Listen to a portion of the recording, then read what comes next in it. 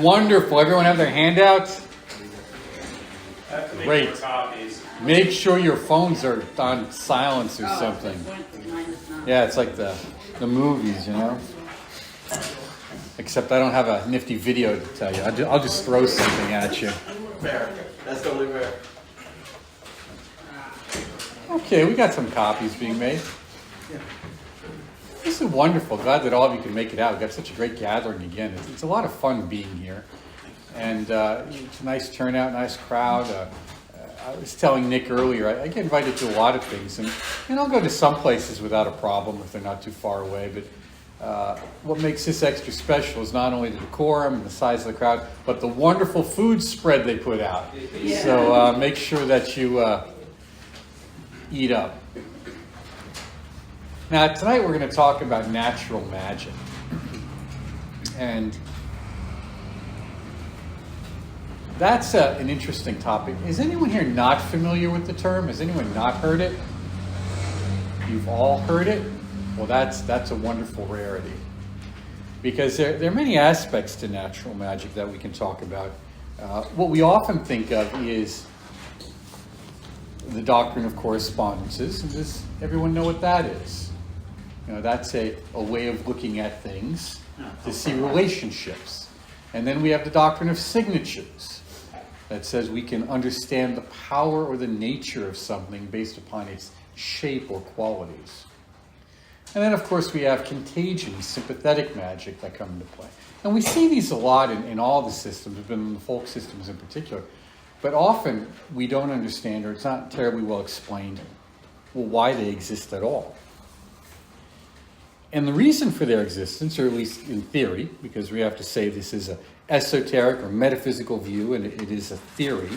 It's something that you have to prove to yourself, not something that I can demonstrate for you, or necessarily should. And this has to do with the nature of creation itself. And when we look at things, when we look at anything metaphysical or magical, we have to have a map. When we look at this, we have to look at the cosmology, the view that it fits into, because otherwise we run into a lot of trouble. And we have a cosmology whether we accept it or not, whether we learn one or not. So we're going to give you kind of a general one that fits in well with most Western esoteric systems and its systems. We often hear the phrase, the Western esoteric tradition. And this is, whenever you hear this, politely say, there's no such thing. It's traditions. And there's probably about 10 fundamental traditions that make it up. And they all can be very different from one another. But they all have a notion of their existence, usually creation. And creation coming from a singular energy or primordial energy. And that's what we have here for you, this map. That's what it is, this map, this diagram of the cosmos. And you see some of the classical schools use an egg as well. You see the cosmic egg is often referred to as a form of creation. And what it fundamentally says is that in the beginning, there was energy. And energy was pretty much big, dumb, and stupid. Because when that's all there is, there's really nothing to know. But somehow along the way, something happened. There was a burp. There was a ripple. There was a hiccup in the cosmos. And that created a sense, not quite a uniqueness, but a sense of duality. And then that ripple came to an end. And that created a sense of limitation. And with that, at least if we're looking at it from Kabbalah, we have what's called the Holy Upper Trinity. And here we would have these first three layers or levels.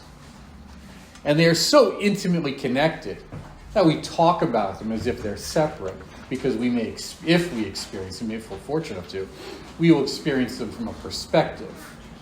So we tend to sense them as separate. But then something wonderful happens. There's as one fellow described it, as the French alchemist Jean Dubuis described it, he said, somehow the speed of light was broken. And with that, we have the beginning of time-space as we understand it. And this is called the 7 days of creation. And it's really cycles, it's phases. And it's really not sure how long they were. We have different systems that give us a variety of ages or epochs. But what we need to understand is with this is a kind of a descent or ripening of energy, a densification. But energy and matter and consciousness are not separate. In fact, they are inseparable. We just tend to have a bias one towards the other.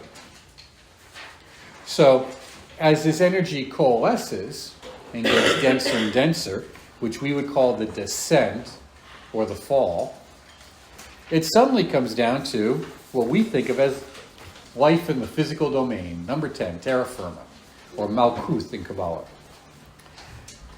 And what is fascinating about that is there, all of matter, or what we think of as material life, is present.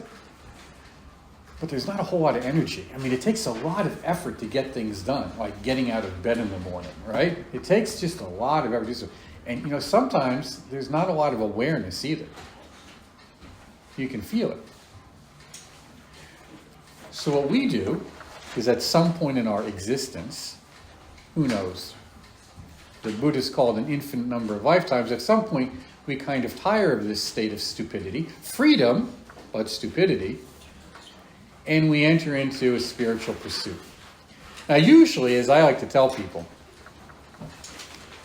no one comes to spirituality because they're happy with their lives. And as soon as you admit that to yourself, everything becomes much easier. People go to spirituality because they're unhappy. They want to achieve something. They want to acquire something. That's why we see in a lot of the magical systems, the emphasis is on what? Cause and effect, action, result. Or what we would say in parapsychology, action at a distance.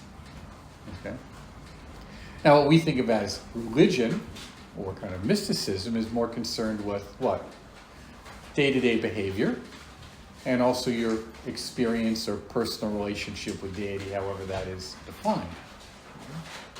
The two aren't necessarily separate, that is, religion, magic, the three of them, magic, mysticism, and religion, but we often treat them as if they are. And there are a lot of mistakes in a lot of contemporary neo-pagan thinking about the past and how things came to be. For example, a lot of talk is about the, don't want to get too off course here, but a lot of talk about the Inquisition. And in fact, the reality is that you could get away with quite a bit until the 14th century. Quite a bit. It was what we think of as the Inquisition was the later Inquisition or the Spanish Inquisition. And we tend to project that back upon all of history, or the Catholic situation in history. It was not that way. We also have to look at the role, and we'll get to this later when we talk about the role of the imagination. Probably one of the most destructive things to the power of the imagination, the root of magical practice, in many ways was the Protestant Reformation. So my point is, it's very complex. Okay? So you have to be open to being wrong and open to learning when we're looking at a lot of those historical areas. We're not going to talk about them too much. What we want to focus on is on some of the practical things, the metaphysical things you can take away with you and apply in your practice when you go home tonight. So you're down here at 10, you're down here at terra firma. Life is pretty cold, short, brutal, and dirty. And you have decided that you would like to improve your situation somehow. And something has given you an inkling, whatever that might be, that there is more to the universe than what your physical senses tell you. So out of that will arise a variety of metaphysical speculations and practices. And these are designed to what? Give you access to these higher dimensions. But we're going this way. Where here we traded off energy and power for freedom. Here we're going to try and use that freedom to move back up and reacquire some of this information. This is called the path of return. Okay? This is known as a within the framework of Hermeticism, and you'll see this in the Corpus Hermeticum and other texts, the path of initiation. And it's often given in 7 stages, each one corresponding to one of the planets. But there can often be more, depending on what school you're looking at. But the point is, as you ascend, and I don't like that phrase, it's more of like an unfolding or opening. And that is similar to what we would call like a funnel, okay? Whereas when we talk about ascent, we tend to think of it as like getting in an elevator and moving up, as if we're leaving everything behind us behind. What, in fact, what we're doing is we're kind of building on that and pulling that with us. Just as when you went to elementary school and you learned how to read and write and do basic mathematics, so here in the inner realm, you pull your inner experiences with you and you build upon them and expand your awareness. But with awareness and insight comes the potentiality for what? Return of energy, which is power, right? And what does that impact? Matter. Matter we often think of as being distinct and unique to the physical realm. It's not. There's various levels of, we would call, very subtle matter all throughout duality. And duality is very extensive. It's very extensive. And our magical operations, what we often think of as moving things around here, are about using those natural forces that we lost in the descent and seek to reacquire in the ascent to affect something in ourselves and in the world around us. You understand that? Okay.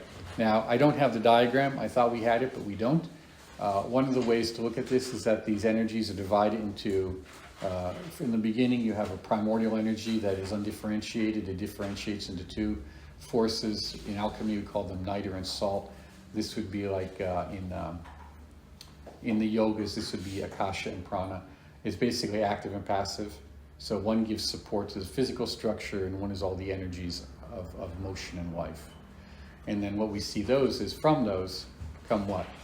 What we think of as the 4 elements: earth, air, fire, and water. And now all of you are familiar with those, right? Okay. And they don't really mean solid earth, liquid water, fire, and water. They mean all those things which are solid and dense, those things which are liquidy, those things which give heat or radiation, and air is gaseous or plasma functions. And they all exist in what? In space. And that space is the domain of our action. Okay? So when you understand that, like in your magic circle, you create a space, and then what do? You deal with the elements to recreate something. Okay? Now, often what we look at is we see things in our lives and we say, this reminds me of this. This is like that. And that's really a function of natural magic. When we experience something crystal clear, it reminds us of what? The clarity of our mind, or the clarity of a memory, something perfect. And then we begin to develop a method or a technique around that. You see, it's like your lucky charm or your power tie. Well, every time I wear this tie, things go right for me. So every time I go to an interview, I'm going to wear that tie, right? Every time who here does not have a lucky charm? I have a lucky pair of underwear. Absolutely. Excellent. Now, and you know what? We're going to allow you to keep the details to yourself. Absolutely. Okay. No problem. You got it. They're pink. And the reason being is there are women here, and it's a guy thing. Normally we wouldn't care. Okay, so. But we all have a lucky charm. Many of you, all of you are wearing some kind of amulet or talisman, right? Now, some of you may have gotten that because you really had a belief in it. You said, I really want that because this means something special to me. You knew in your head exactly why. Some of you may have just got it on an inkling or a feeling, right? Or it was a gift. But regardless, there was an emotional quality attached to it. And that emotional quality is triggered every time you wear it or put it on, or every time you think about that context. And that's critical to understanding magic. Now, in the natural magic, what we do is we look at a lot of things as they are. And we try to understand the natural powers that they exist inherently. This gets really difficult because there's a tendency to look at the natural powers of physical objects and say, well, that's just chemistry, or that's just biology. Okay. Well, yes, but remember, when we look at the universe as a continuum, we're not making a distinction. We're just saying, yes, that's the densest part of energy. And we're trying to release that or access it. Sometimes those powers that we think of are rooted in a phenomena, such as healing herbs. Okay. Other times it's related in an association with them. That is, we think they're good for something, but there's no real chemical evidence they are. We just make the association. And through repeated effort, it can work. Who here has their favorite herbal tea? You're holding your favorite herbal tea. Dionysius approves. All the French alchemists right now approve. Actually, it's the Hessian. Now, do you pick your herbal tea because of the flavor, or did you pick it because of some possible magical potencies of it? Just makes me feel better. Which one do you use? It's a lemongrass and mint mix. Yeah. God, the lemon and mint, how could it not make you feel better? And that's a perfect example. With that, you can end up building up a whole story of associations around it too. You know, and that then becomes a kind of a tradition. What happens a lot of times in natural magic is we look at something for its power and potency, and then we tend to fall into a superstitious relationship with it, meaning we don't examine it. So a lot of the operations in folklore are dependent upon just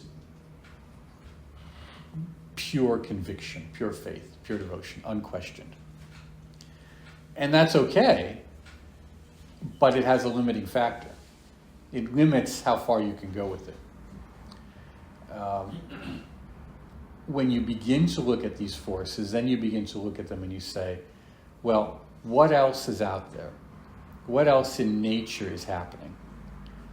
And the nature of life is very cyclic. And probably the most important part of natural magic that is often the most undiscussed is the nature of cycles. Because we'll talk about herbs, we'll talk about stones, we'll talk about metals, and maybe something that you can do with them. And the idea is that if you create this sachet or this herbal potion, by itself, it will work. You understand? And how many times have you tried that? You've done something by itself, thinking if I just put all this stuff together, like a cake mix, it'll work. And how often did it work? Not as often as I hoped. Right. So you can often get beginner's luck, which is great. Yeah. But then what? We need to understand what is the method behind it. What is the essence of, we'll say, magical operations. Well, one of the most important ones is timing. Because there's another aspect of natural magic, which is astrology or astrological magic. And that's very important. If you want to study something and execute something well,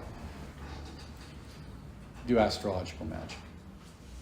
Because there the notion is that you, in the right place at the right time, which you figure out through astrology with the right materials, you collect the magical or astral energies of the time. And they are there for you in your talisman, like energy in a battery or alcohol and wine, ready to be released at the right moment. The right moment's now. Cheers. How many of you study astrology? Yeah. It's good to learn the basics of it. Now, especially if you're going to learn classical astrology, you're better off with that, because that will easily work into talismanic or magic from Renaissance astrology. But these other types of cycles exist as well, not just these vast planetary ones where you're saying, okay, well, I need the sun or the moon in this with Jupiter in this particular configuration, and then you go to a table and you find out, well, that's not going to happen for 18 months. There are other cycles that we can deal with, and these are the ones that I want to focus on today for you. Now, the first and most important cycle is what? The cycle of the day. You get up in the morning, the sun is up, it goes across the sky, at least the way we view it, goes down, and nighttime becomes. So there's day and night. So we consider those energies both active and passive, solar and lunar. Okay? The daytime is a wonderful time for any activities that involve, again, active energy, which is why we often use them for the collection of energies talismanically, or when charging things. And the best hour of the day is the first hour, meaning it's about 10 or 15 minutes after sunrise. And we'll get into that more. That's also why you often hear people say that if you charge something with the sun, don't let the moonlight hit it. But also if you charge something with the moon, don't let the sun hit it. Because what do? They neutralize one another. So what you're trying to do is just keep that energy as is. Now there are some exceptions to that we'll get into, where the energies can divide across the day and night. But for us, we look at the day as a time of action or activity, and we look at the night as a time of reflection. That's why we often say magic is done at night. But also because it's easier to see, if you're doing astrological magic, the planets in the sky. So you can know where you're facing.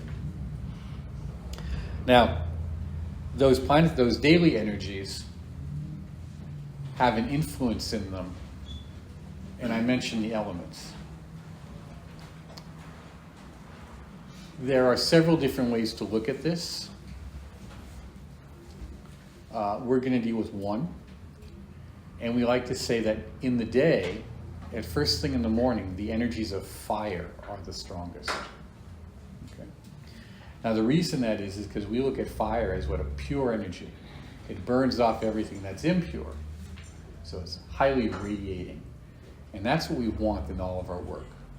Now, have you ever noticed when you study different systems that some of them put a lot of emphasis on fire? Not just alchemy, but yoga or kundalini or tumo, okay?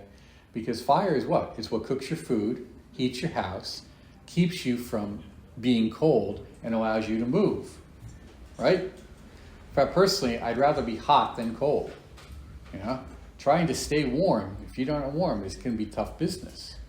So fire is what really transformed us as human beings in giving us technology. It's what allows us to move forward. So we think of fire in very, very subtle and sophisticated ways. But what we mean is heat or energy. How many of you noticed when you've done some work, maybe meditation or maybe healing, do you ever feel like that tingling sensation? Or that fire in your palms or feet? Yeah, okay. Well, that's good, and that's what you want. And not only that's what you want, but you want more of it. And you want to be able to direct it. Okay? And you also want to be able to store it. Now, that's the trick. See, storing it is what talismans do. So when you're charging your crystal, your herbs, or even something written on a piece of paper, or even a string, that's what we're trying to do. We're trying to create a battery, if you will, and then we can hand off to someone else, and they can poof, discharge it and get the benefit. It's like, she's going to give me the bottle of wine later. Now, the first one we say is fire. Then there's air. And then the sun goes down, and water comes. And then the middle of the night comes, and it's earth. And if you're a good practitioner, you can learn how to work with these different distinctions, okay? So if you really want to do something of a very dense physical nature, you'll be up at 4 in the morning or 3 in the morning, maybe doing something when the energies of earth are heaviest.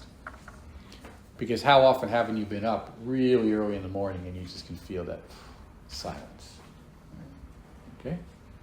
So these elements, which we really should think of as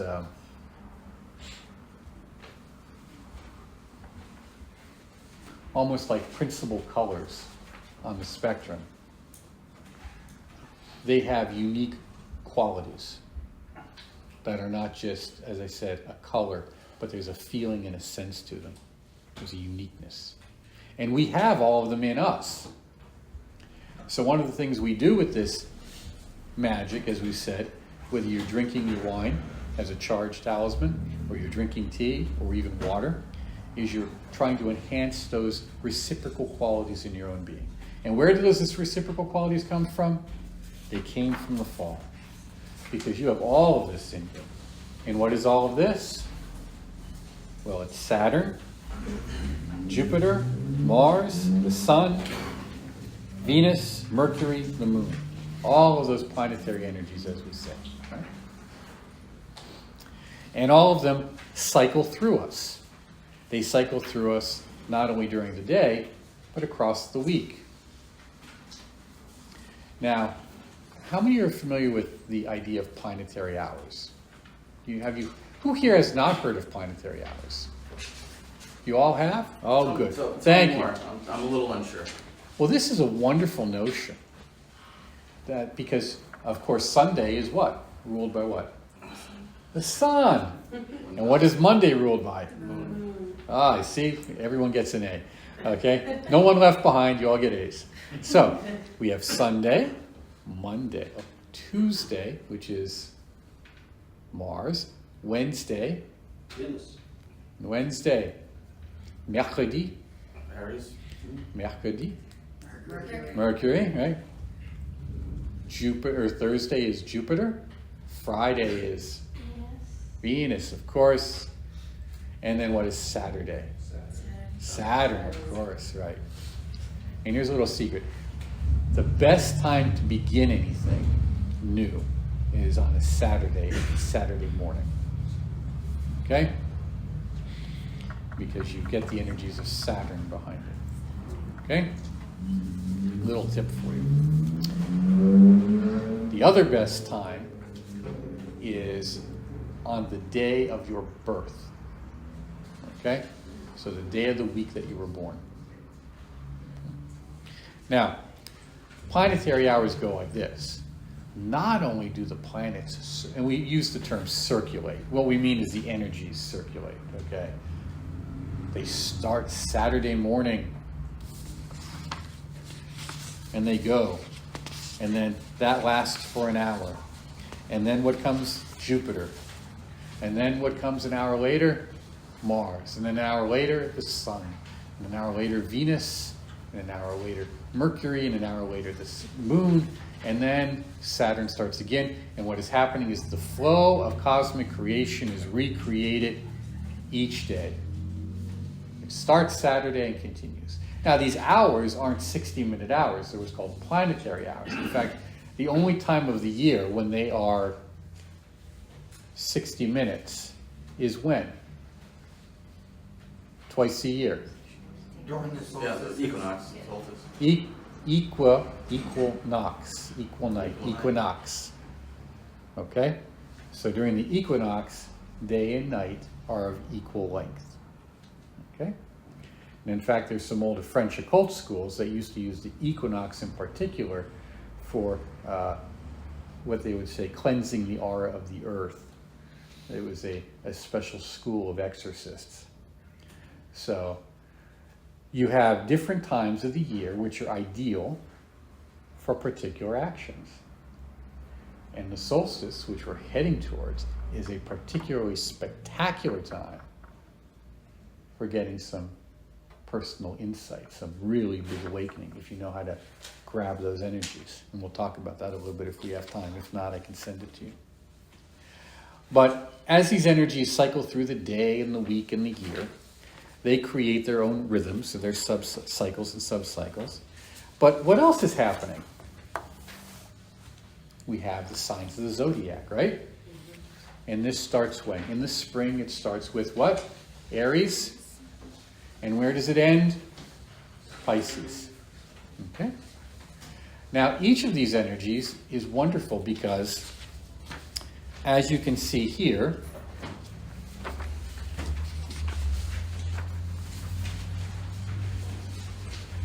they have preferred qualities. Now, Aries is the beginning. It's fire. Aries is a spectacular time of the year to begin anything that requires a lot of juice or energy. Okay? But then the next month, or the next sign, Taurus, is an earth sign. This is a great time for any kind of material manifestation, particularly regarding luxury. Because what rules Taurus? Venus. And Venus just loves her comfy chair. And I think her wine. So, each of these signs is telling you not just something abstract or psychological, but hey, this is what I do. Okay? This is what I do. Now is the time to send me in this direction if you want this. So you have times of the year across the year in which are ideal for particular magical operations. What's interesting is you see at the bottom of this chart a little bit is an association of the signs or the energies as well to organs of the body. Here it says left foot, right foot, left, right foot, right kidney, left foot, right hand. That's taken from the Sefer Yetzirah, by the way. That's taken from the Kabbalah. Now, another thing you may have seen is the zodiacal man. Have you seen the image known as the zodiacal man? You probably have. Essentially what it is, it's a picture of a person in which it shows the signs of the zodiac starting at Aries, going all the way down to the feet with Pisces, okay? And what it says is, this is how those energies affect those parts of the body. So if you're working with energetic medicine, if you want to work with energetic healing, that's the aspect of astrology you want to kind of focus on. And this is telling you the times of the year when those energies can be most easily activated. Now, they can be activated at any time, but look at, sometimes they're easier than others, right? And that's what natural magic is telling us. The cycles of things, the rhythm of things. How many of you here garden? So you know exactly what I'm talking about, right? Generally speaking, you don't put much into the ground up here before the end of May, right? And you never know that frost can come, right? So you pay attention to the best time for the planting of the seed in the physical world, and you pay attention to the best time of planting that seed in the psychic dimension as well, because it takes time to grow. It takes energy to grow. Now, one of the more interesting aspects of this too, maybe I don't want to get too much into it, is you can see here what's known as the chemical sky. And there you can see that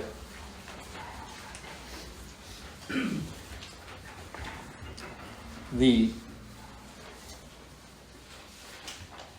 different associations of planets. So we see Saturn rules what? Aquarius and Capricorn. Jupiter rules Pisces and Sagittarius. Mars rules Aries and Scorpio. Venus rules Taurus and Libra. Mercury, Gemini, and Virgo. Silver rules Cancer, and gold rules Leo. So we see the active and passive energies of the sun and the moon. They just rule one zodiacal sign, but the other planets each rule two. Okay? And with that, what you see, I don't know, this isn't it. I thought this was when I grabbed it. But there is a chart I want you to have. It's the chart of the moment of creation. And it's kind of funny in a way. But who here can tell me the day and time creation happened? And I've given you a hint through everything I've told you. Yeah, Saturday morning. What time? Whenever the cartoons come on, maybe about 7 a.m. 6 a.m. 6 a.m. 6 a.m. And what date? Just told you. Equinox or solstice. No. Time of beginning. April? Aries. First day of spring. And I forget the year. It's something like, I don't know, whatever it is, something like 4,000 whatever BC or whatever it's supposed to be at. But the point is, the symbolic, and it's symbolic, the symbolic date of creation is 6 a.m. Saturday morning on the first day of spring. Okay, so it's telling you, it's a way of just reminding you that these are powerful point energies of beginning that we try to lasso ourselves to. Now, what's important is, in natural magic, we try to use them in a manner that is somewhat external from us, which I find interesting. That is, we try to get them to act on their own without a lot of our agency involved. But what you find out is that the more agency you bring to it, the greater the potential. And what do I mean by agency? The more of yourself. Because these natural energies are flowing through you all the time. These four energies of earth, air, fire, and water are constantly coming and going in you. Okay? You can call them the pranas if you like. Okay? That thank you very much. That energy is constantly happening.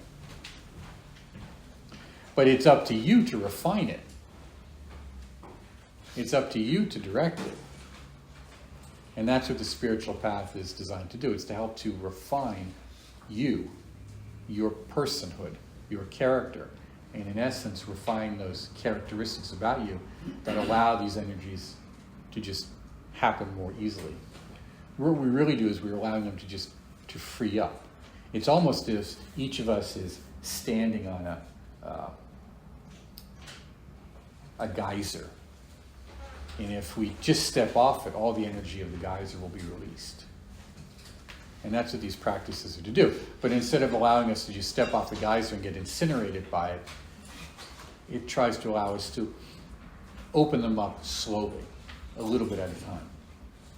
Well, now how do we do that? Well, one of the ways is we work with natural elements, and we create the feedback loop of taking them in ourselves, such as these spagyric tinctures over there, or through talismanic work or exercises or meditations. And you begin to see this feedback loop between the thing you focus your attention on, the thing you eat and drink, how you do this with a more kind of focused or sacred view. And then suddenly what happens? We move away from trying to use things kind of mechanically to creating a framework for their use. And that framework we then call what? Magic. We're trying to organize it in an effort to organize what? Ourselves. So with that, we have the framework of magic in order to help direct us. How many of you have tried your hand? I won't tell your moms. How many of you have tried your hand at something occult? Oh, you're... Everybody. Can you confirm or deny? They're all liars. Always lying. And of course, it's occult because it's what? Hidden. We're trying to access what? Hidden forces, not just without, but where? Within. Because these energies, remember, this is the part that's most important here. All of these natural energies that we're attesting to or contacting here in the outer world are creating a feedback loop or an impact with the energies in ourself. And we don't always understand how. But when we finally get an insight, we kind of call that what? You know, maybe intuition or enlightenment or a flash of whatever, illumination, or maybe just a realization that was a good idea at the time, but I don't think I'll try that again. So, quite a few of those stories. So when you undertake your path, my point is, you can do a lot of magic, but never really be on the path of return. Because you're just trying to make stuff happen in your life and your world, and you're not really too concerned about anything long term. And now if that's the case, that's unfortunate, because there will be long-term consequences. So I encourage you to, in your work, not just look at this as something new or unique or different, but as a serious path that you accept the responsibility for everything you do. And that, in part, is to help you open up to all that you are potentially can express, which is far bigger than what we do. Now, I kind of leave it at that, vague in general, but that's the way to go. Because a lot of people do not want to address the inner issues of why their magic works or doesn't work, which has to do with their fundamental character, their self-conception. Who do I see myself as in this world? Now, I've seen people do a lot of interesting stuff with very simple herbs, very simple talismans, because they had a firm conviction in their capacity to make things happen. That becomes the tool. But it's not just a tool in a symbolic sense, and I want to get this very clear. When we think of symbols today, we often think of a symbol as what? But it's like the stop sign. You know, it doesn't really mean stop. It just kind of means pump your brakes and glide through, you know. Boring. Yeah, it's Thoughts kind of, behind it, right? yeah, you know, look in your rear view mirror and check, Be aware. right? Doesn't really. What a symbol means in the classical sense, in the real sense of magic, is the presence of the thing. It is present there with you. It's real. It's not abstract, it's real. I really want you to sit with that for a bit, because you know, when we look at something like sacred art, we tend to think of it as, well, it's just art. But I want you to think of that. That's not just art, but that's really Mary. Mary's really there, and Jesus is really there. Really there. Not just an idea there, but really there. And also really there. And really there. Because, of course, it can be, it's not limited by time, space. It can be in multiple places. I think of the Egyptian. I can't see who that is from here. The light's on it. Which deity is that? Are we talking about the statue or the picture? Doesn't matter. The statue is Thoth. Okay. Thoth, same thing. When you think of Thoth, it's that Thoth is really there. Thoth is really there. Even if just for the moment, Thoth is really there. How many of you are having trouble with that idea? Yeah. You're kind of looking at me like, okay, I get it, but yeah, right. That's kind of what makes it there. That kind of closes the loop. It's Yeah. not to be a dork about it, but that's exactly what the energy would put into making that for, Right. to carry it on and make it recognizable later on. Right. So when you're working with these things, you know, the energy is really there. So what is So like a cross, people who wear crosses, they actually believe that it's well, they may or may not, there. but it should. They should Right. believe that it's really there. It holds power in itself. Right. Because if you don't, then it's just a fashion statement. Right. Same with whatever pentagrams you're wearing or other Right. things. And that's an important point too. You know, people make a lot of fashion statements, and you should really not. Mm-hmm. Yeah. You know, I once, the greatest essay I ever wrote was when there's Dunkin' Donuts and there's a young girl there, and she's got this tattoo on her wrist right here. And I looked at it, I said, what's that? It was a goetic demon. I knew what it was. She goes, that's a demon, don't judge. I said, I know what it is, but do you? She said, no. I said, just remember, the life is in the blood.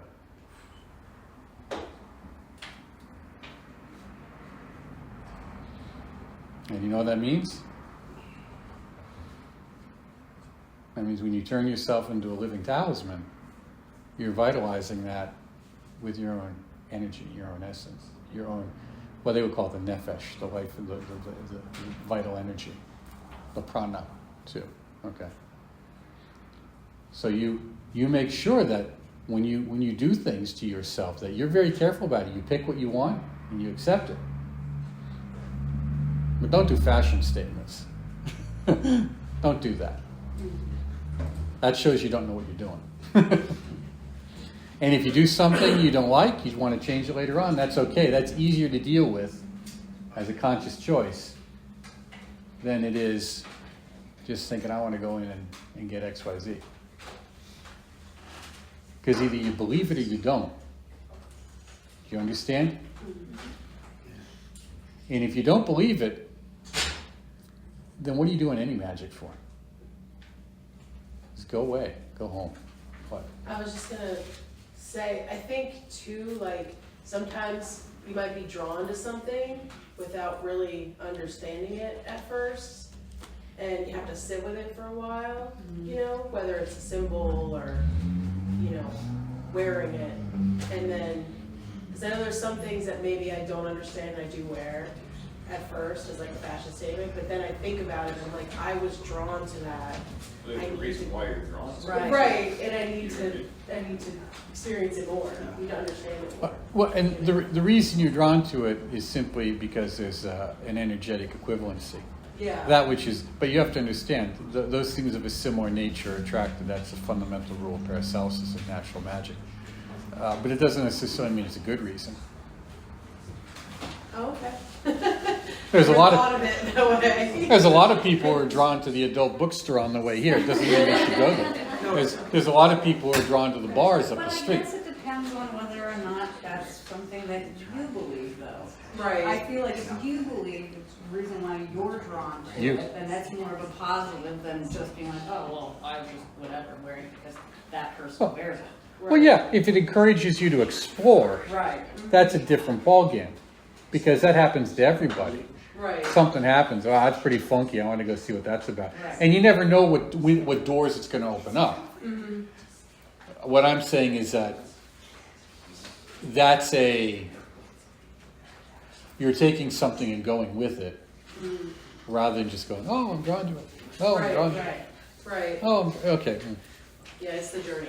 Yeah, it's where is it progressing from? Yeah. You know, stimulus response. Yeah. Stimulus, where is it taking you? And where are you taking it too?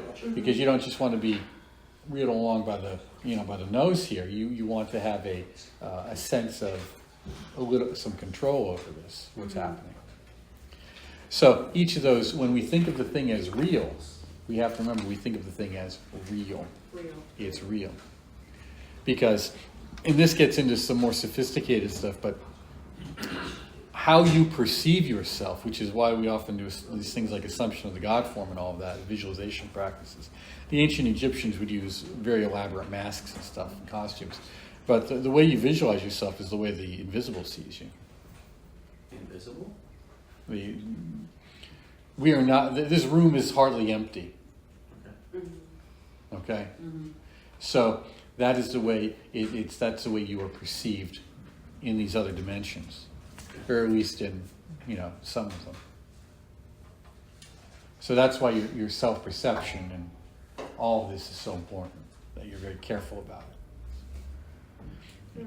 So as you go in and you look at whatever herb you're working with, what would be a good one? What's chamomile? Oh, lavender. Lavender is usually attributed to Mercury. So when you look at lavender, what? I love lavender. Yeah, lavender's great. It's a great one. So when you're working with lavender, you have to really know with any of them. We'll just use that as an example. Is that what are the qualities that it has? We'll say, at least magically speaking, that you're looking to bring out. What are these in relation to Mercury, and what are they in relation to you? What is the goal here? What is the actual effect you're looking for? Now, you may say, I don't really have an effect. I'm not looking for anything in particular, and that's fine too. I know people who will take spagyric products, they'll make them and they'll take them somewhat regularly, just for the notion of, just for clearing out those channels, so to speak. It's like a vitamin. It's like a specialized psychic vitamin. So instead of taking vitamin D, they'll take that too. But instead of, they'll take, whatever the spagyric tincture of the day is. So I have a question about that. Yeah. Spagyrics, right? You said that, some people that are taking it daily as like an extra vitamin. But we all know that our bodies will eventually build up tolerances to anything that we ingest over long periods of time. So when you're utilizing something such as a spagyric, which is there to help you, if you're taking it continuously daily, is your body going to build up the tolerance to that, to where take it more spiritualistically or more ritualistically? It's, you know, and that's, I knew you were going to ask that because it's a question I go back and forth on. I take them intermittently. You know, I'll go for so many weeks or a month and then stop for a while and then start up again. So I won't just take them every day. Boom, boom, boom, boom, boom. And as I take it, I focus on what its purpose is, or at least something related to its purpose. Sure.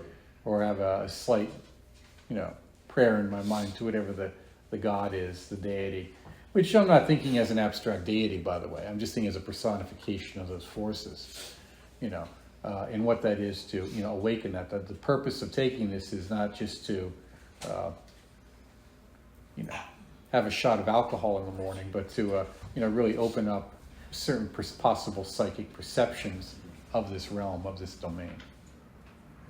And same thing at night. Now, if you take them at night, the tendency can be to enhance your dreaming experience, which is really important. That's why you see a lot of emphasis in early literature on dreams and any kind of teas or products or practices that will enhance your dream life. How many of you take like teas for dreaming? Yeah? Any of you? Yeah? Have you had any good results with it? With dream? With teas? Yes. Yeah. But once again, I won't take it continuously. If I'm trying to work with inside my dreams, I'll do it for a period of 2 weeks. Yep. You know what I mean? So Yep. I'll start it knowing that I'm not going to have immediate results, but I'm trying to build myself up into that so that I can acquire whatever it is that I'm trying to shoot for. Now, whether or not I reach that or not, it all depends on the results of the tea and the times that I had taken it. However, if I don't get those results within 2 weeks, I'll wait a period of 3 weeks before I start again.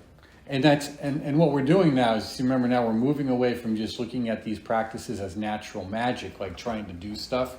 You know, I want a new car, I want a new job, I want a new apartment, I want winning numbers to the lottery, I want the harvest not to fail and the barbarians not to come over the hilltop. What we're looking at is moving this towards opening up to the broader possibility. What possibilities? So now you're moving this into an initiatic path. We can use that phrase. We're trying to open up to initiatic insight, which of course lucid dreaming is the fountain of. I mean, that's really the cornerstone of that experience. Now, when you talk about doing stuff with the moon, which is key to almost all of our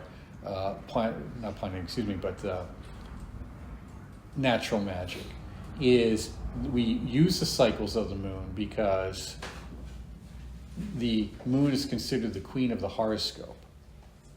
I mean, a really, really powerful force because it rules the body, rules the earth, and all things that come into manifestation at some point.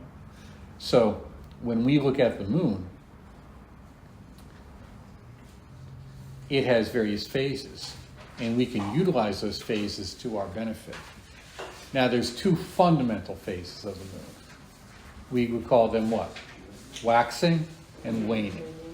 And you know the difference? Wax on, wax off, right. Waxing is growing, and waning is declining. So when you want to increase something, you do that ritual or that meditation or prayer during the waxing. And you do it on what? The day of the week for the planet that might rule that activity. Oh, I'm sorry. Wait. We were thinking of the day that you were born. That you can do It's that. not the You, dates. you could try. The day of. Yeah, you could try that too, because that's a good day for you. See, here's the thing: you may find that it just works better for you then. You may just find that certain days are just better for you than others until you get used to them, until you work up I don't want to say a tolerance because it's not the tolerance you want. You're trying to. What's the reverse of a tolerance? A sensitivity, a receptivity to what's going on. So that's just the way it goes. And then the waning is for anything you want to get rid of. And that's why you see some of the old folk magic charms, particularly for getting rid of burns and warts, say, that which increases is that which decreases. As the moon increases and the moon decreases, so does this decrease. So that's why a lot of rituals start on a new moon, as like abundancy, because you obviously want to Grow, gain. So right. you start on the new moon because it is, that's what happens. You got it. That's it. I knew someone who used to regularly pay their bills, during a waning moon, because they wanted to get rid of their debt. So then when you release things, then you do it on full moon. That's right. Okay, I get it now. Okay. So you get it when it's time, when the moon is decreasing, Mhm. only in decrease. Set So, it up and Because I automatically do that, but I didn't understand why, and now I get it. yeah. I do have a moon awareness guide here. I found this. I forget where this is from, but this says some good stuff on there. So here's one. New moon, be good for starting new ventures, new business, moving forward. Crescent moon, get clear on goals. And then it has the different names: gibbous moon, full moon, disseminating moon, last quarter, balsamic moon. See, I just think of that as vinegar, but Yeah. apparently, it's great. it's nice. But, if you're not good with all, what is it, there's 8 of them, 1, 2, 3, 4, 5, 6, yeah. If you're not good with all 8 phases of the moon, just think increase, decrease. Waxing, waning. See, that's, you gotta, Yeah. sometimes you just gotta keep it simple for us people, just. Wax on and wax off. That's right. Yeah. Oh, Yep. yeah. But now you see how, when you are having experiences, that you want to integrate them and coordinate them better, and how these kind of natural phenomena that you may have or encounter and people have had since day one, somehow get coordinated and collated into philosophical systems, and then those systems get collated into magical practices of different kinds. Because somehow they learn that, if I do this, somehow this works. There's a Yeah, benefit if of I it. do this, then. Right, karma. If I eat this mushroom, I don't die. If I eat this one, I do. If I eat this one, I'm having a really good time. and if I eat this one, I have a really good time. That's right. I don't know anything about that, I'm just saying. But and then if you survive, you said when I eat this again, I'll tie myself down first so I don't wander off the waterfall. I had a friend, that was his job when they would go on these retreats down in Peru. He had to make sure they didn't wander off and get eaten. I used to handcuff myself to my friend. Yeah. It would always separate and be like, "Okay, let's not do that." No, it's okay. Now, Adaptation right there. Now you're interested. there's any questions on anything? No? Okay. Well, all right, let me ask you this. So, if we're trying to align everything, right, to make a project or a work and go perfectly, right? Then give up. No, perfectly. Okay, Give of up. course. Well, I mean, that's the theory of it. But Go better. No, not perfectly. Better. make it better. Smooth, yeah. Thank you. Yeah. Now, does a deficit in one area, let's say maybe I'm just Joe Bad Luck over here. I'm trying to do a working and none of these things are lining up. Can I work with something more, how do I want to put it, more powerfully with one element of the working to overtake the deficit of another? No, you always take whatever is weak in you and strengthen it. Okay. You always do that. Okay. And that's not understood a lot.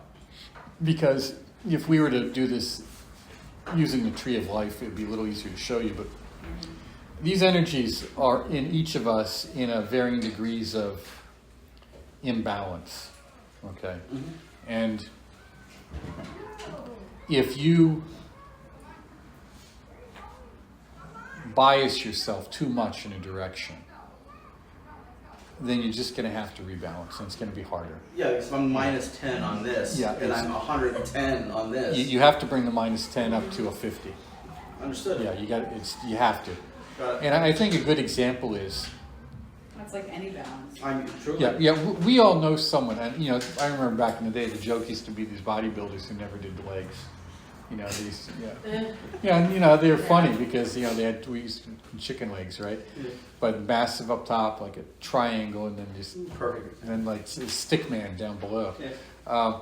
But you've also everyone knows someone in your life where you've seen it where there's someone who's like, they're like an idiot savant.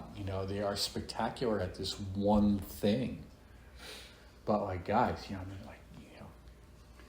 get out of the basement once in a while. I mean, it's you've got to try to expand, try to balance yourself out. And I think this is the hardest part, is we come to magic because we're not happy with our lives, which means we're fundamentally unhappy with ourselves, how we're interacting on some level, not maybe every, but in some aspects with life. And when you accept that and you come to understand where that's coming from within yourself and how that it happens, and that can take some time, then it's going to be easier to work through these planetary energies, because these planetary energies have virtues. Now, we don't think of virtue in the same way. In the classical sense of virtue is a force. It's not just what we think of as some moral quality, it's an actual force. And that force exists, when, as I said, in the invisible, and then comes through into your daily life. So each of these, if you read the Hermetic text, the Corpus Hermeticum, you would see that each of these planetary realms has a quality or personal quality associated with it. This is not an abstraction, this is reality. And if you've read, virtues and vices in on any of the Kabbalistic texts, you can look at your friends in the magical world and say, oh, well, that's what's going on there. I mean, you can see why you or others are not making progress, or why you are, based on those qualities. Now, of course, we don't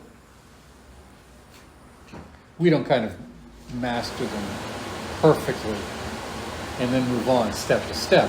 It's kind of a cyclic or spiral process, but it has to be accepted and understood. Because that way you go easier on yourself, you're a little easier on others, or maybe you get a little uneasy, you get a little better with boundaries and responsibilities, more focus on achievement. One of the problems with people who do a lot of work with the moon is they're scatterbrained. They're dreamy artists who don't get anything done. Yeah, that's me too. Yeah, and that's the great problem with the lunar path. So you have to, how do I move beyond the lunar path? Well, you need the solar path too, and they don't want that. That's what I'm saying. Okay, and then once you get those paths, these other energies will come into effect as well. So A lot of literature on solar, that's the thing. Everything is so heavy and solar. No one ever really talks about it. that's because all the Wiccan literature is Right. 1980s, and It's there's whatever we have access to, as far as we know, anyway. yeah. Well, if you were to read the literature from the 60s and 70s on witchcraft, it's dramatically different than the Wiccan literature. Good to know. They're tremendously different. And in fact, most of the witchcraft literature that was coming out, Yeah. yeah, well, most of the stuff that was coming out in the 50s and Yeah. 60s and 70s, if you look at it, it was clearly connected to earlier medieval magical practices. What happened in the 80s is you had this desire, several things happened which were problematic.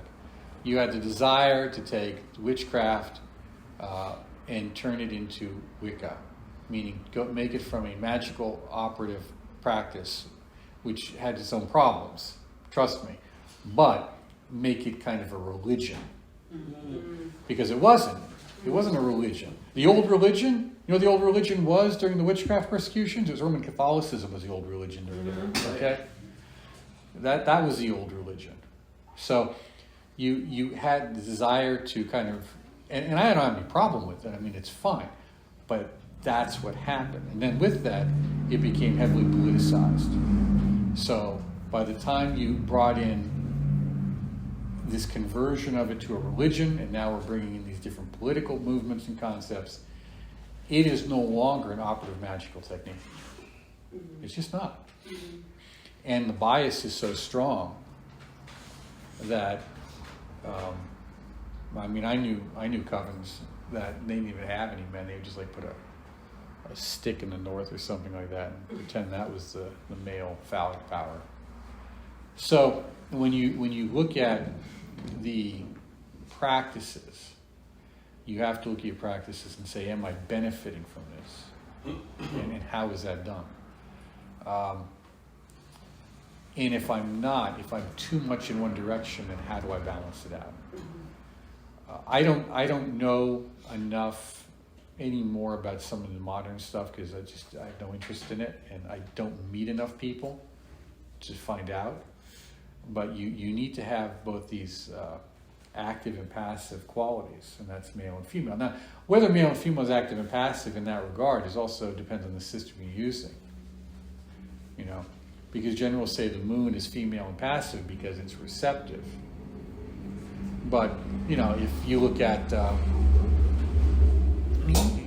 at Indian or Vajrayana tantras, the female is active. But why is that? Because it's movement. Okay, it's the energy of movement. So these qualifiers, it depends on what is your perspective. So even how we encounter a particular energy is going to define what we call it, our perception of it. That's what I said earlier about this perception of unity. You know, we experience it as in different parts because it's too overwhelming. It's truly, truly mind-numbing. You know, and we're coming up on the solstice, which for about 2 weeks, about a week before, and maybe the weekend of the solstice and the weekend after, is an opportunity to potentially tag that and enter into that experience. But you have to really be, if you get it, you get it. If you don't, you don't.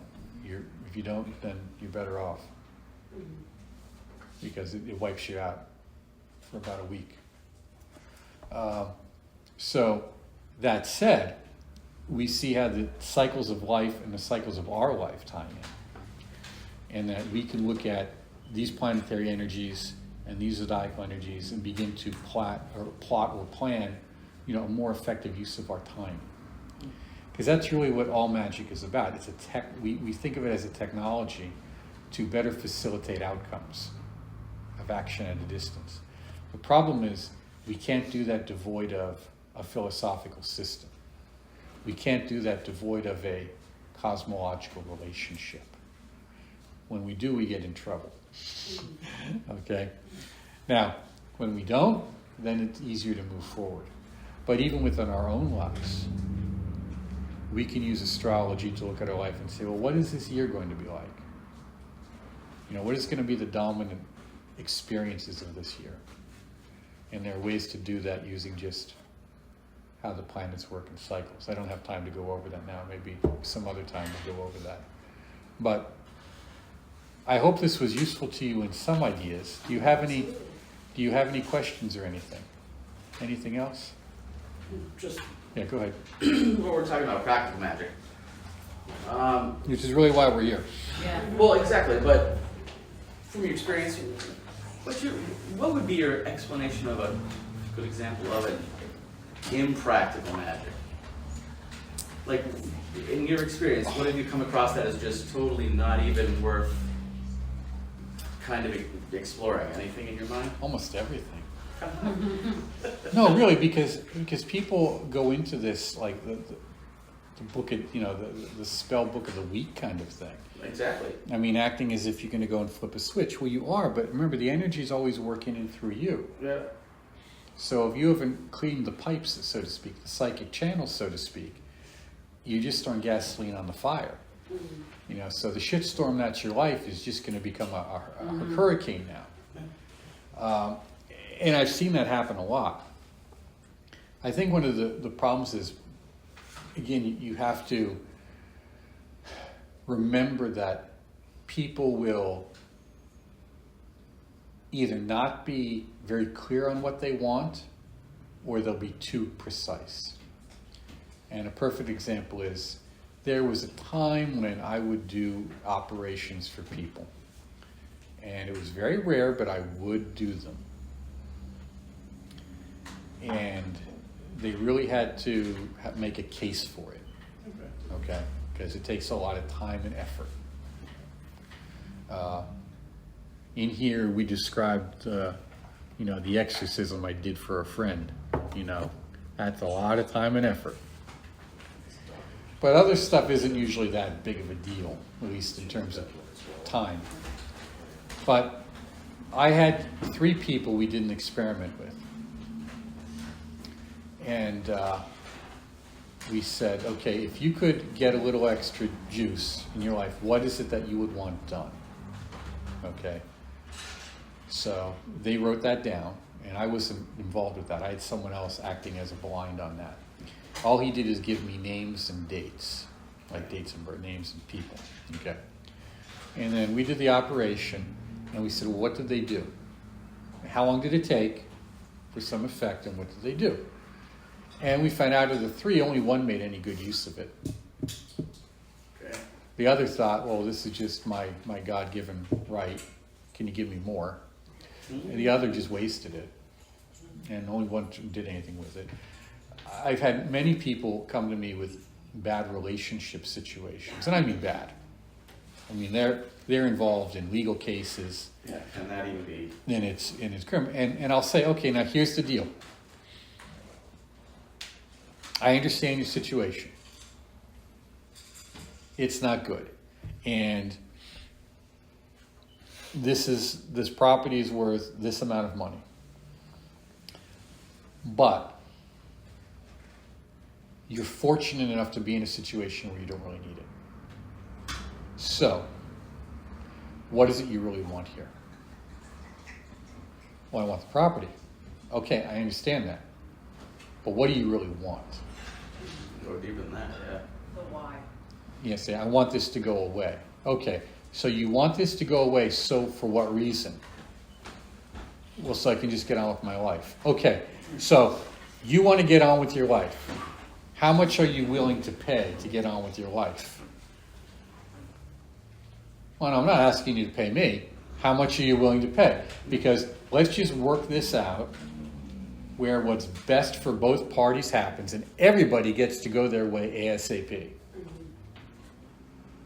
Let's just go, and it wasn't a husband and wife, but I said, let's just go for a really amicable divorce and get on with our lives here. Is that acceptable to you? Because if it is, we can work with that. But if you want specific victory in court cases like that, that might be able to get you, probably, but it may take a lot of time. And I'm not signing on for that. See, that's the interesting thing. People, and I've had some, they always forget what you do for them. I remember my great uncle. My great uncle said, he said, now remember, Jesus healed a lot of people. Only 1 person said thanks, and that was a centurion. That's beautiful. That's beautiful. He said, you're going to be careful because you can do a lot of work, you can do a lot of help for people and do it, but they will not thank you. And that's the way a lot of it goes. So you have to, when you look at these operations, it's because people get what they deserve. That's an inexorable law of life. And it's very difficult for people to grasp that.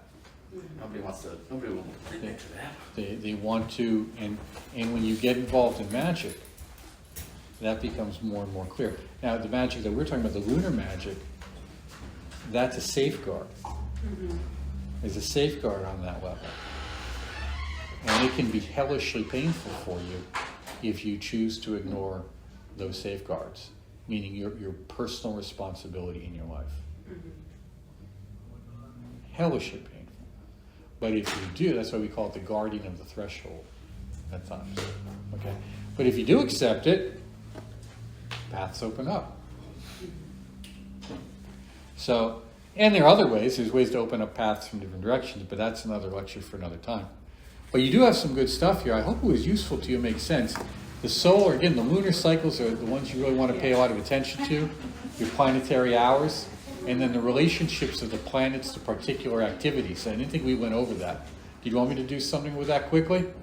Sure. Okay. Lunar stuff is always good for anything having to do with women, liquids, and of course if you're dealing with menstrual cycles, okay, because it's lunar-based usually. But also, so pregnancies and fertilization, but that can also be for planting. So we plant according to the moon too, okay? And anything with travel, short travel and water. So traveling over water. It's funny, I remember one thing happening where, what was it? I'm trying to remember. Some guy, it was so funny. It was like, called me on a Monday with all these boat problems. You know, it was like, yeah, great. Tuesday is good for anything involving exercise, a great deal of physical effort, martial activities, law enforcement, and that means justice in some way. But you got to be, Schedule those court dates on Schedule. Thursdays. You may want to, but there's another way with Saturn too. There's another way with Saturn to do it, depending on what you are, because it's not going to give. I mean, if your energetic makeup, your karma, your energetic makeup says boom, it's not going to be forgiving. So if you are accused of something you haven't done, that gets complicated. Mars is good for, again, any surgeries, okay? Anything involving bloodletting or bleeding or work of that kind. I think probably tattooing would be good for Tuesdays because it is needles and blood and permanent skin, muscle, fascia, tissue, okay? Wednesday is good for anything having to do with communication. Anything having to do with short travel, business, signing of documents, writing, creativity, intellect, thinking, study. Thursday is good for anything having to do with big plans. So if you have a business plan and you need to approach banks or anything big, Jupiter's time, but also a good time for philosophy, ritual work involving big offerings, big rituals, joyous, happy things. Friday is excellent for anything having to do with having a good time, with luxury, with romance, with anything enjoyable, arts, creativity. Saturday is good for anything around the home, agriculture related, getting rid of things, dealing with old people, dealing with the destitute, dealing with death. Totally makes sense. So you have off on those days. Yeah. What else do you do? No. Mostly those things. And then Sunday, of course, is good for anything involving solar activities of expansion of one's self. Let's just call it that. So I hope that helped. Feel free to ask me questions at the break, but there we are. Yeah, go ahead. Mark, before you go ahead and wrap it up, I'd like to thank you, one, for putting your time into tonight's event. But if you could, I'd like you to speak a little bit on the IHS Institute of Hermetic Yeah, Studies, sure. what the Institute of Hermetic Studies offers and what events are coming up if you don't mind. Oh, great. Yeah, as many of you may know, I founded 25 years ago the Institute for Hermetic Studies. We have an annual conference in usually the end of May, first week in June. We're having it again this year. Please feel free to email me and I'll send you information on it. This is going to be our 25th anniversary, so we're going to have Friday night a tour of Hollenbach Cemetery by Tony Brooks. Then we're going to have Saturday an all-day event. And the evening, we're still having some trouble getting nailed down on because typically evenings is just a time of really having fun with each other and hanging out and catching up and talking. We also have a wonderful auction too at the end of the event on Saturday. So we're going to have a lot of great items there to purchase or to get at auction. Okay, we have a lot of books, tremendous supply this year and some good objects. I'm hoping to get some hex signs from Hunter Yoder. Hunter Yoder is a hexologist who has, in fact, I knew his brother. It was because of my experiences with his brother who gave me recognition as a holder of the Kelpius Beisel lineage of German pietism via Ephrata. Okay. That I hooked him back up some way by accident with his brother, in fact that was because of Belardi. I met Yoder because of Belardi. Yeah, and Hunter is just a spectacular hexologist. His hex signs are great. He's written I don't know, maybe half a dozen or so books on hexology, various ideas of it, some contemporary views, and magical Pennsylvania German culture. And his daughter runs, I'm going to get it wrong, one of the many historical societies down in southeastern PA, and I'm hoping to get her up here to give a presentation. Let's see, we're going to have a lot of great stuff for sale. Last year at the event we had Dale Groff, who headed up the U.S. Army Project Stargate, U.S. Army Psychic Research Program in the 80s. Yeah, the year before we had, who was it?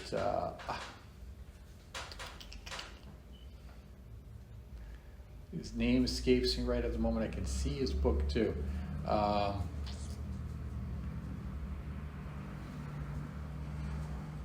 What is it? It'll come to me. A fellow who did professional psychic research in the 80s as well at Duke University and at the Princeton Electrical Engineering Anomalies Lab, which was interesting because I remember in the 80s when I do research, and of course this is the bad old days when you had to look for journals and you had to do things in the card index file and physically access either a physical journal or a microfiche of this thing. I'm wondering why is all this psychic research coming up in an electrical engineering journal? Well, that's because it was coming out of Princeton. I've never, that's very interesting. Yeah, there's a lot of stuff. The more we get in, I've got some great interviews with David Metcalf on YouTube that we go into the details of stuff that our complaint, if you want to call it that, or concern, is that a tremendous amount of the history is being lost. But what? Just what went on in the 60s, 70s, and 80s, even into the 90s now, because a lot of folks don't want to learn it, or they don't care. And I think if you're going to be involved in this, you have to know the history. That's why we gave that presentation on the history of occultism in northeastern PA, because there's a rich history there. I'm always running into these folks who think that, you know, Barnes and Noble has all those books just for you because you're the only one interested. But back to our conference, and then this year, who else are we going to have? We're going to have several folks talking about powwow. One from Lehigh University, and another one a well-known powwow practitioner. And we're going to have some discussion of the outer planets as perceived using the methods of Franz Barden. So if you have any experience or knowledge of Franz Barden, who was a Czech hermeticist, not well known until recently, although he was constantly in if you were in a magical circles, you came across Barden at some point. Okay? And when is this? You said the last weekend? No, this is going to be June 3rd and 4th, whatever. I don't have a calendar in front of me. Mark, and who's Mr. Zurek from Pittston? Oh, Stanley. Stanley is good. Stanley is part of the Pennsylvania Paranormal Association. I don't think they're still active, but he wrote several books on Suskin Screamer. And the great Suskin Screamer. So we have to, what we do every conference is we break it into different groups. There has to be someone talking about paranormal. There has to be someone talking about classical esotericism. We are going to have Robert Bartlett. Robert Bartlett was going to come and do 2 hours on alchemy, but he wasn't able to make it. So Any topic of alchemy? I don't think this year. What we're going to have, though, is John White, who is a PhD in philosophy and board-certified Jungian analyst, and he's also on our board. He's going to be doing a session on classical theurgy. So if you want to really better understand some classical magical methods within the context of classical philosophy, which is really theurgic, which is what we're talking about, this descent and return and these qualities and powers, he's really the guy you want to listen to. He did a class we have on Teachable, a 6-week class on New Thought, which was quite fascinating. There's stuff in there. I mean, I grew up around a lot of that, and there was stuff he was saying that I didn't really know. So we got a good lineup. And it's cheap. It's $60 for, now we usually just do it for a day. This time we're going to do it, if you can, Friday night, but it doesn't have to be, you don't have to be there, but Saturday and half of Sunday. Yeah. And then could you just mention a little bit about what they can find on the website of an Institute for Hermetic Studies? Yeah, well, we got a lot of stuff. We have a problem. We have to get our websites collated. We got to get them put together over the time. Different things have grown up on different platforms, and we got to get them merged. But we have a bunch of classes on Teachable. We have a 6-week course on astrology. We have a 6-week course on classical natal astrology. Now, the first 6-week class on astrology goes over Renaissance astrology as per Agrippa, and particularly emphasizes the way of using astrology to find the name of your daemon, your holy guardian angel, for lack of a better term. This is mentioned in the 3 books of occult philosophy, but there are several methods to work it, and it can be a little tricky. So we have Jamie Paul Lamb, who is just a spectacular classical astrologist, take us through that. Then he did another class on classical natal astrology, which is very different from a lot of the astrology you find today. We have a 6-week course on powwow and bronca, which I taught. We have some smaller courses on it. And there's other courses on various aspects of psychic development, the body of light, and various practices. It really is an integrated series of courses, by the way. It's not just kind of scatter shotgun. You can't take them separately if you want. That's completely up to you. But they really do form an integrated coursework. So if you want information,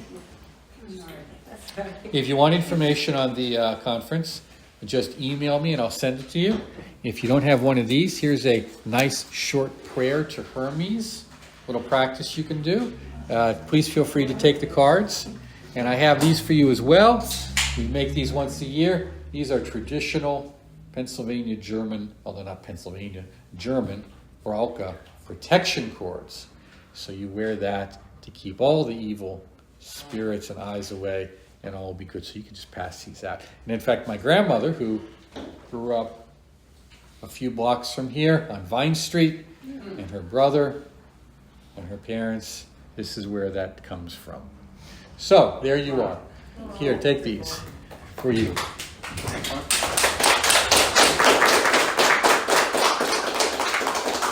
buy stuff. Buy some books. Buy some herbs. There you are. There you are. Thank you.